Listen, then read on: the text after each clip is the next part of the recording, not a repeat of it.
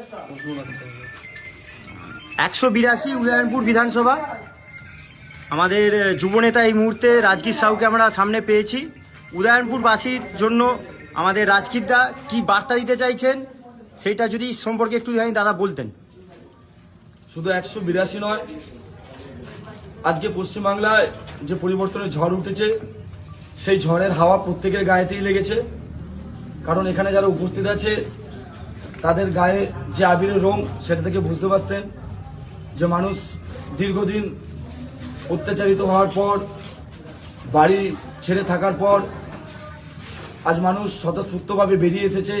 যারা 21 সালে বিধানসভার পর তৃণমূলের অত্যাচারে বাড়িতে থাকতে পারেনি তারা আজকে বাড়ি ফিরেছে। তো তৃণমূল সম্প্রদায়, তৃণমূল গুন্ডা বাহিনী, তৃণমূলের যে সমস্ত নেতারা সাধারণ মানুষের উপরে অত্যাচার করেছে সেই অত্যাচারের বদলা আমরা ওদের মতো ভাবে নেব না। আমরা মায়ের কোল শূন্য করব না, আমরা কারো স্ত্রীর কাছ থেকে তার স্বামীকে কেড়ে নেব না, কাউকে পিতৃহারা করব না। আমাদের পরিবর্তন হবে নরেন্দ্র মোদীর হাত ধরে, ওনার আদর্শ ধরে।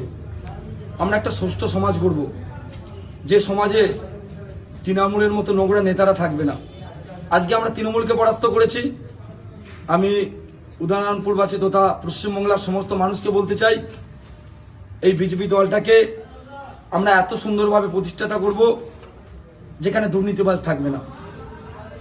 আমরা কম বেশি প্রত্যেকেই জানি যে প্রত্যেক দলেই, সাধারণ মানুষের ধারণা প্রত্যেক দলেই দুর্নীতিবাজ থাকে, সে তৃণমূল, কংগ্রেস, সিপিএম যেই হোক।